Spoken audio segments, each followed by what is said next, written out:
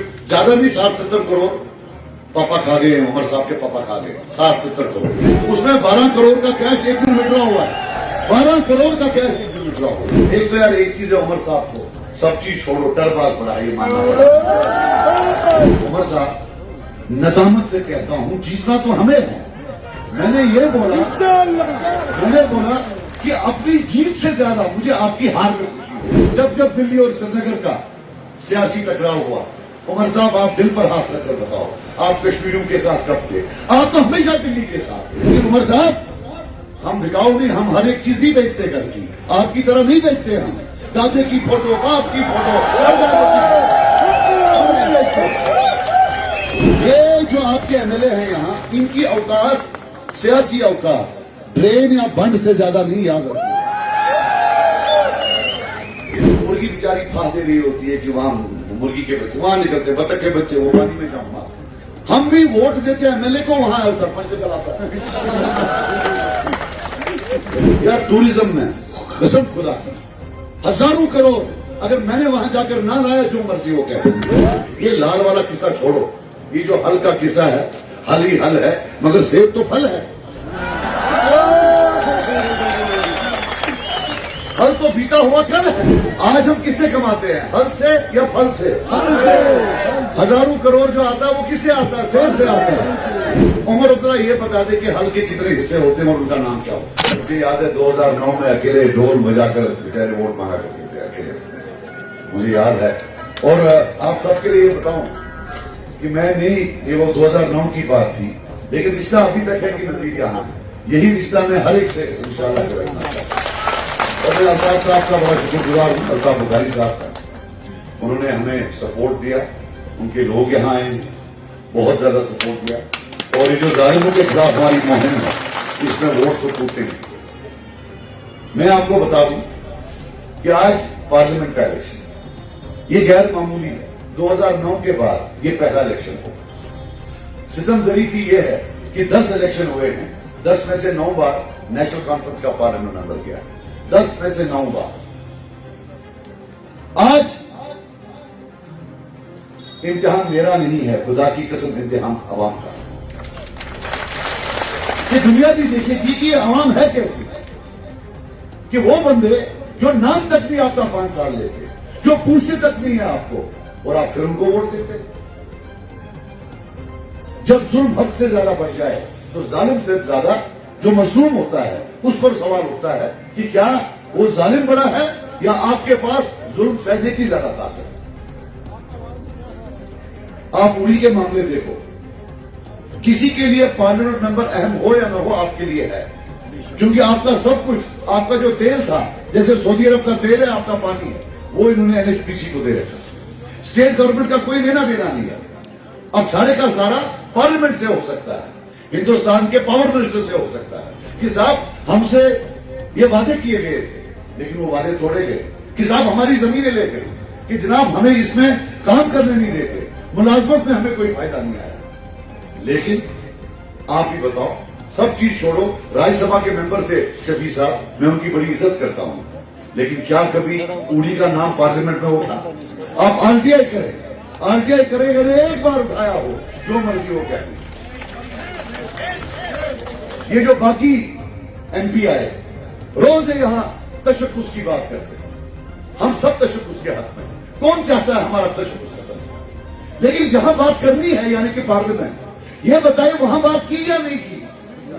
पिछले 4 साल में मैंने आरटीआई किया तो अल्फाज 370 इन 3 एमपीयू में से किसी ने भी एक बार वहां इस्तेमाल नहीं किया है। सिर्फ आकर यहां हमें धमकाते हैं कि हम तशक्कुस वापस लाएंगे। अल्फाज 370 इन्होंने 3 साल में कभी इस्तेमाल नहीं किया, सिर्फ अखबारों में बयान देते। भाई मैं आपको एक बात बता दूं, आपको पता है मेरा गुनाह क्या है, मेरे पर इतने इल्जाम क्यों होते हैं? जरा बोलो क्या? अरे मैंने तो जिद्दोजहद की है, मैंने जेल देखी है, मैंने टॉर्चर देखा है, टॉर्चर। गलती एक है कि गांव का हूं, पहाड़ में रहता हूं, खुदा की कसम यही गलती है और कोई गलती नहीं। और 1 लाख बार मैं ये गलती करूंगा। मुझे फख्र है मैं गांव का है, मुझे फख्र है मैं पहाड़ों का है। ये सब जो है ये ड्रामा है। शहर में कुछ लोग बैठ के बनाते हुगो ये। उमर अब्दुल्ला साहब का अभी मैं पढ़ रहा था जब फोन पर कहीं बोला है कि सजाद लोग ने बयान दिया है। एक तो यार एक चीज है, उमर साहब को सब चीज छोड़ो, टरबाज बना ये मानना ऐसे कर अल्लाह की समझ मैंने कभी देखे।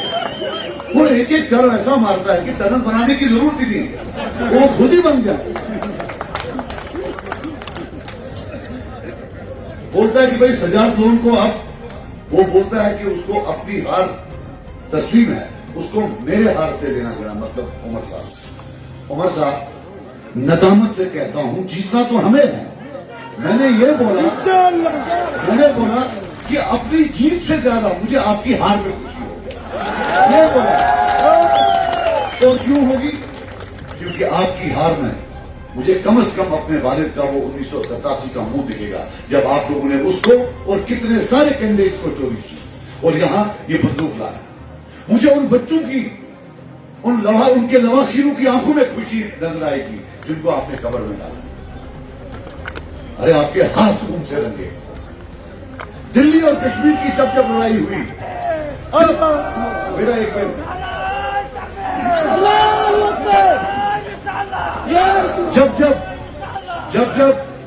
जब दिल्ली और श्रीनगर का सियासी टकराव हुआ, उमर साहब आप दिल पर हाथ रखकर बताओ, आप कश्मीरियों के साथ कब थे? आप तो हमेशा दिल्ली के साथ थे। सिर्फ जब आप पावर में नहीं होते हैं तब आपको कश्मीरी याद आते हैं, जब आपको ताकत आती है तब आप कश्मीरियों के खिलाफ होते हैं। आप तरह तरह की बातें करते हैं। पहले मुझे यह बताइए, आपका और नॉर्थ कश्मीर वालों का क्या लेना देना? ये गुब्बारा आए थे 6 दिन के लिए, ये गुब्बारा आए और टोकरी होती ना, टोकरी साथ है, उसमें पप्पू का प्लेट था, पप्पू का चम्मच था, पप्पू का कप था, पप्पू की छोटी छोटी सब्जियां, पप्पू के चॉकलेट्स भी थे। यार आप ये देखो, पप्पू का टिश्यू पेपर भी उधर से ही आता है। यार आप हमारी सब्जी नहीं खाते, हमारी चाय नहीं पीते, जिस चम्मच से चाय में वो चीनी को ऐसा करना होता, वो चम्मच भी आप हाथ से लाते। क्यों अपने आप को और हमको सबको जलील करते हो? आपका हमारा कोई लेना देना ही नहीं। आप टूरिस्ट, हम गांव के रहने वाले। यार मुझे यह बताओ, जो बंदा हमारा खाना नहीं खाता, हमारा पानी नहीं पीता, हमारी चाय नहीं पीता, उसका हमारा क्या लेना देना उससे? यहां उड़ी में आए तो इन्होंने बोला कि भाई सजाद साहब जो है अपने वालिद का फोटो नहीं रखते पोस्टर में। भाई साहब मेरे वालिद असल में इलेक्शन लड़ते थे। जब 87 में चोरियों की हद पार कर दी, उन्होंने इलेक्शन छोड़ दिया। वो एक दूसरी सियासत में थे। अपने आखिरी आयाम में वो इलेक्शन नहीं लड़ते थे, वो इलेक्शन बाइकआउट करते थे। तो उनकी यादों की इज्जत करते हुए मैंने सोचा नहीं, मेरा फैसला था इलेक्शन लड़ने का। मेरे वालिद आखिरी आयाम में नहीं लड़ते थे, हो सकता है वो ना इसको पसंद करते। मुझे उनकी शहादत के बाद उनका फोटो इस्तेमाल नहीं करना चाहिए। हालांकि मुझे आज भी पता है कि अगर मैं उनका फोटो सिर्फ चढ़ा दूं तो मेरा 10% वोट बढ़ जाता है। लेकिन उमर साहब, हम बिकाऊ नहीं, हम हर एक चीज नहीं बेचते घर की, आपकी तरह नहीं बेचते। हम दादे की फोटो, बाप की फोटो, हम नहीं बेचते। और उमर साहब एक चीज याद रखना, ये जो टोकरी वोकरी है ये तैयार रखना। अल्लाह ने हमें कामयाबी दी ना तो 87 के FIR में और JK बैंक के FIR में अंदर भी पप्पू जाएगा टोकरी लेकर अंदर, याद रखना। भाई साहब आपका मूड बड़ा खराब हो रहा है, क्या बात है? तो मकसद ये है, आप मुझे एक चीज बताओ, ये हर एक पर इल्जाम उठाते हैं। केजरीवाल को अंदर किया नहीं किया, चिदम्बरम को अंदर किया नहीं किया, और चीफ मिनिस्टर को अंदर किया। मुझे यह बताओ, साफ सा केस, टिपिकल साफ सा, कोई ज्यादा नहीं, 60-70 करोड़ पापा खा गए, उमर साहब के पापा खा गए 60-70 करोड़। उसमें 12 करोड़ का कैश एक दिन विड्रॉ हुआ है, 12 करोड़ का कैश एक दिन विड्रॉ हुआ।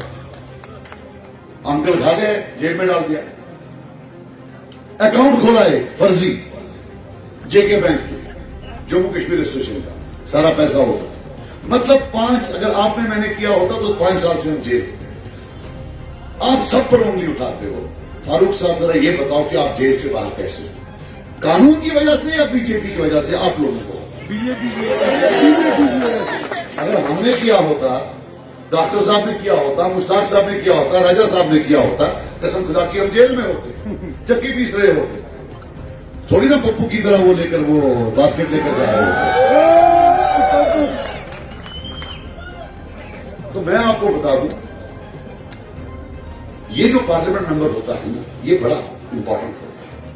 अगर सरपंच एक नाला है, एमएलए दरिया है, तो पार्लियामेंट मेंबर समंदर है जहां पाकतू की बात होती है। लेकिन अफसोस आज तक हमें पार्लियामेंट मेंबर मिला। अब मैं एमएलए की बात करूं, आपको पता है यहां के एमएलए निकलते नहीं बाहर, वो नरेगा और बंड और ड्रेन से लोगों को जैसे नशा दे रखा है, तेरे को बंड दूंगा, तेरे को ड्रेन दूंगा, देखा 150 वोट है, इसको बंड दो, साहब पिछली बार दिया था, अरे और दे दो। यही है ना पॉलिटिक्स।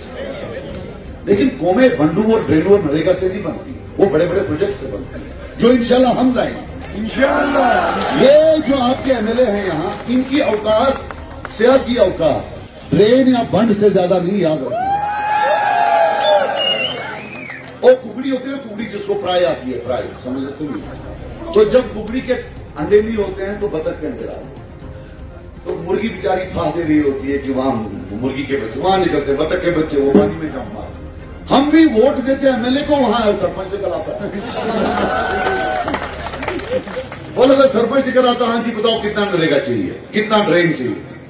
यार टूरिज्म में कसम खुदा की हजारों करोड़, अगर मैंने वहां जाकर ना लाया, जो मर्जी वो कहते हैं। ये उड़ी की जो पहाड़ियां हैं, ये सोना उगलेंगी, सोना। हमारे हजारों लाखों बच्चे इंशाल्लाह वहां काम करेंगे, ये वादा है मेरा। लेकिन यार बदलाव के लिए, ये सब चीज बदलने के लिए हमें पहले खुद अपने आप को बदलना पड़ेगा। ये लाल वाला किस्सा छोड़ो, ये जो हल का किस्सा है, हल ही हल है, मगर सेब तो फल है। हल तो बीता हुआ कल है, सही है यार नहीं? आज हम किससे कमाते हैं, हल से या फल से?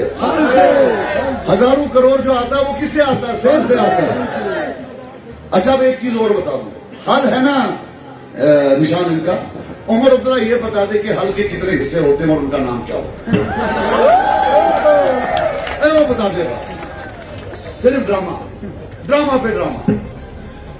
अच्छा अभी ये जो अपने फारूक साहब करना गए थे, तो अल्लाह का लाख करम है, स्टेज पर ज्यादा लोग थे, स्टेज से नीचे कम लोग थे, फिर दोनों मिलकर इकट्ठे बैठे। मैं सच कह रहा हूं, आप फोटो देखिए, 12-15 लोग थे। और फिर उन्होंने तकरीर की, और तकरीर की मेरे खिलाफ। अरे कसम खुदा की मैं देख रहा था कि ये बंदा इस उम्र में क्या क्या जहर उगल रहा है, कितना झूठ बोल रहा है, और हम पर उंगली उठाए, इस्लाम की बात बीच में लाए। अरे साहब हमारा घर शरीयत के अंदर है, हर रिश्ता, हर काम जो हम करते हैं शरीयत के अंदर करते हैं। आपने तो कसम खा रखी है कि शरीयत के बाहर ही सब कुछ करना है। और फिर जब हम बोलते हैं, देखो मैं आपको एक बात बताऊं, ये जो लाल वाला है, नेशनल वाला, ये जो डिफेंड करता है, इसको बोलो अब बहुत हो गया, धोखा ना अपने आप को दे ना अपने खुदा को दे। जहां तशक्कुस की बात है, ये सिर्फ समाजी तशक्कुस नहीं, सियासी तशक्कुस नहीं, ये मजहबी तशक्कुस भी है। मजहबी तशक्कुस तो अपना हमारे अपने तक है ना, अपने आप तक, वो तो बरकरार रखो। आपने मजहबी तशक्कुस उड़ा दिया तो समाजी तशक्कुस क्या बचाओगे? समाजी तशक्कुस हम बचाएंगे इंशाल्लाह, कश्मीरी कौम का। बाकी झूठ में ना जाना, इस इलेक्शन से निकलेगा डेवलपमेंट और निकलेगी डिग्निटी।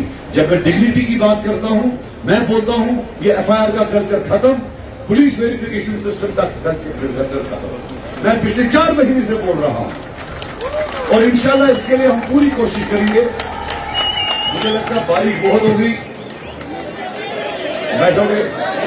अच्छा एक चीज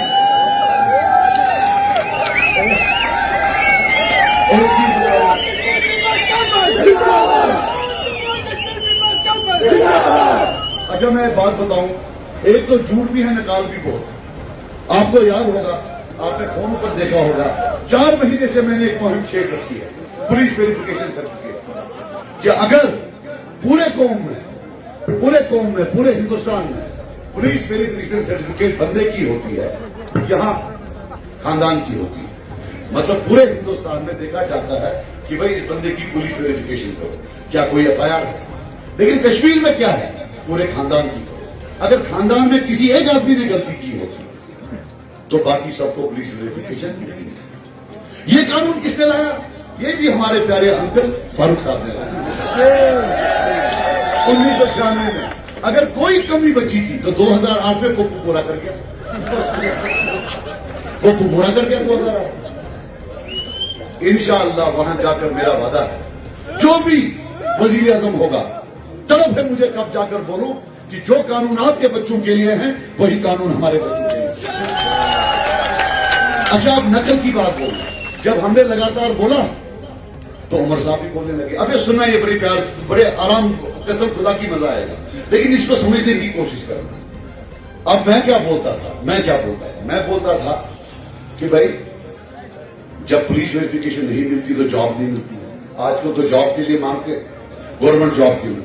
दूसरा मैं ये बोलता था कि जब पुलिस वेरिफिकेशन नहीं मिलती तो पासपोर्ट नहीं देते। और तीसरा मैं बोलता था कि जब पुलिस वेरिफिकेशन नहीं मिलती तो गवर्नमेंट कॉन्ट्रैक्टर कार्ड भी नहीं मिलता। सही है, ये आपको पता है। चौथा मैंने बोला कि बैंक का लोन भी नहीं मिलता।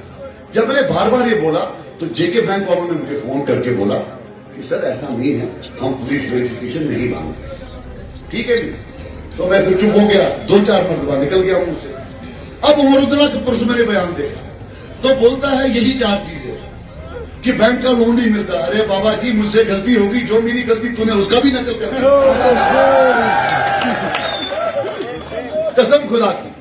अच्छा ये देखिए, आप वोट दो तो पीएसए लाएंगे, अब वोट दो अब हम पीएसए हटाएंगे। पुलिस वेरिफिकेशन चेंज, वोट दिया तो पुलिस वेरिफिकेशन चेंज कर दिया, अब वोट दो अब हम इसको फिर चेंज करेंगे। एक चीज याद रखना,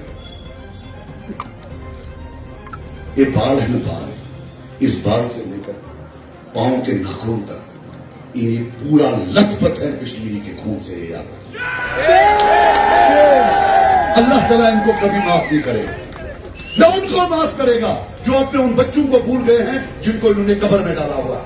ये याद रखिए। जब से ये लोग आए तो 96 से 2002 7,000 सिविलियन मरा।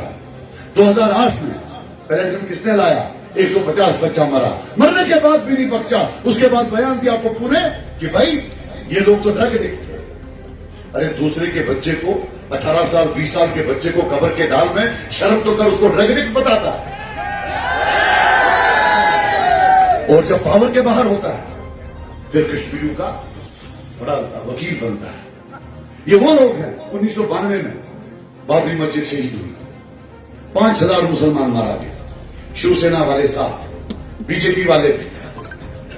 पहला मुसलमान लीडर जो बीजेपी की गोद में जाकर बैठा वो फारूक अब्दुल्ला था 1994 या 95।